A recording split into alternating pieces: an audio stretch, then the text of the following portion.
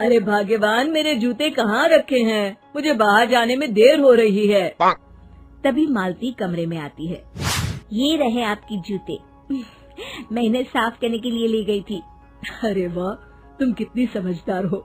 मेरे बिना कुछ कहे ही सारे काम कर देती हो। तभी मालती झिझकते हुए रमेश से कहती है, सुनिए जी, आपसे एक बात कहूँ, बुरा तो नहीं मानेंगे ना? अरे नहीं नहीं, बेफिक्र होकर कहो। शादी से पहले मैं अपने मायके में नौकरी करती थी। मैं चाहती हूँ कि अब मैं फिर से नौकरी करना शुरू कर दूं। वैसे भी सारा दिन घर में बोर हो जाती हूँ। देखो मालती, तुम्हारे नौकरी करने से मुझे कोई ऐतराज नहीं है, लेकिन तुम्हें एक बात बता दूं, हमारे खानदान में आज तक कभी किसी औरत ने नौकरी नहीं की। फिर भी एक बार तुम माँ से पूछ कर देखो, अगर वो तुम्हें नौकरी करने की इजाजत दे देती है तो अच्छी बात है। रमेश वहाँ से चला जाता है। फिर उसी शाम मालती अपनी सास के पैर दबा रही होती है। तभी उसकी सास मालती से कहती है, अरे क्या बात है बहू, आज तो ठीक तरह से मेरे पैर नहीं दबा रही। किसी ख्याल में खोई पड़ी है क्या? मैं भी तो जानूं आखिर बात क्या है। दरअसल वो माँ जी। अरे हाँ हाँ बोलो, इतना सोच क्यों रही हो? माँ जी, अगर आप बुरा न माने तो मैं नौकरी करना चाहती हूँ। घर के काम करने के बाद मेरे पास काफी वक्त बच जाता है। मालती की ये बात सुनकर उसकी सास गुस्से में कहती है, अरे बहू, तेरी तबीयत तो ठीक है ना? आज ये कैसी बहकी बातें कर रही है? भला हमारे खानदान में आज तक कभी किसी औरत ने नौकरी की है जो तू नौकरी करने की बात कर रही है, हैं?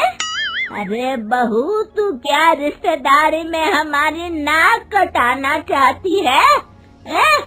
जितना जल्दी हो सके अपने दिमाग से नौकरी का भूत उतार दे, और अब जा, जल्दी से रसोई में जा, खाना बनाने का वक्त हो रहा है। मालती मन मार कर खाना पकाने के लिए रसोई घर में चली जाती है। अगले दिन, नमस्ते माँ जी, कैसी हैं आप? अरे आओ आओ दिवाकर बेटा, बैठो, मैं तुम्हारे लिए चाय मंगाती हूँ। बहू, जरा एक कप चाय तो लेती आना। फिर दिवाकर एक फाइल खोलकर मालती की सास के सामने रख देता है। ये देखिए माँ जी, ये है पिछले महीने का हिसाब और ये रहे मुनाफे के रुपए। एक बार हिसाब देख लीजिए और इन कागजों पर अपने दस्तखत कर दीजिए।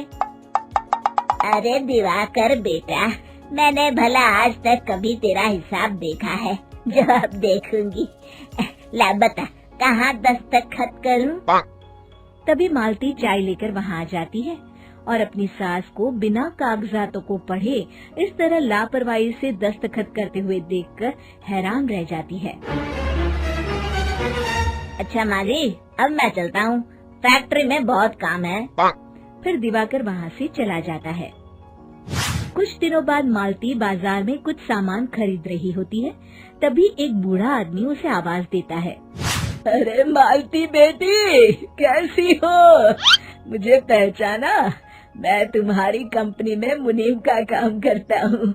हाँ चाचा जी, मैं आपको बिल्कुल पहचानती हूँ। कहिए, कैसे हैं आप? मैं तो ठीक हूँ। कंपनी में कुछ भी ठीक नहीं चल रहा, यहाँ तक कि हमें ठीक वक्त पर तनख्वाह भी नहीं मिलती। ये आप क्या कह रहे हैं? अब क्या बताऊं, आप लोग तो कभी हिसाब किताब देखने दफ्तर आते नहीं। मेरी मानो तो एक बार आप लोग दफ्तर आकर सारा हिसाब किताब देख लो, आपको असलियत पता चल जाएगी। अच्छा बेटी, अब मैं चलता हूँ, देर हो रही है। फिर वो बूढ़ा वहाँ से चला जाता है। वहीं दूसरी तरफ मालती घर पहुंचकर अपनी सास को सारी बात बताती है। तभी वहाँ रमेश भी आ जाता है, लेकिन मालती की सास मालती की किसी भी बात पर विश्वास नहीं करती। तभी रमेश कहता है, अरे माँ, बिना आग के कभी धुआं नहीं उठता। जब मालती इतना कह रही है तो हमें एक बार दफ्तर चलकर देख लेना चाहिए। वैसे भी हम लोग काफी दिन से अपने दफ्तर नहीं गए हैं। इस तरह किसी एक आदमी के भरोसे काम छोड़ना मुझे भी ठीक नहीं लगता। अगले दिन वे सभी अपने दफ्तर पहुंचते हैं और सीधे दिवाकर के कैबिन में जाते हैं। अचानक सबको एक साथ देखकर दिवाकर चौंक जाता है। अरे माँ जी, आप सब लोग अचानक यहाँ कैसे आ गए? अगर कुछ काम था तो मुझे एक फोन कर दिया होता, मैं आपके घर आ जाता। तभी मालती की सास कहती है, अरे दिवाकर बेटा, आज मैं हिसाब देखने दफ्तर आई हूँ, जरा मुझे पिछले 6 महीनों का हिसाब दिखाना तो बेटा। दिवाकर घबराते हुए हिसाब की फाइल मालती की सास को देता है। मालती की सास फाइल लेकर मालती को देती है और कहती है, ले बहू, देख ले हिसाब। मालती फाइल को बड़े गौर से देखती है और अगले ही पल उसे सारी गड़बड़ी समझ में आ जाती है। वो अपनी सास से कहती है, माँ जी, मुनीम चाचा बिल्कुल सही कह रहे थे। हमारी कंपनी में पिछले 6 महीनों में जितना मुनाफा हुआ है, हमें उसका आधा पैसा भी नहीं मिला। यूँ समझ लीजिए कि 1 रुपये में सिर्फ चवन्नी ही हमारे हाथों में आई है। मालती की बातें सुनकर मालती की सास गुस्से से दिवाकर को पूछती है, क्यों दिवाकर, मेरी बहू जो कह रही है वो सच है? दिवाकर समझ जाता है आज उसका भांडा फूट चुका है।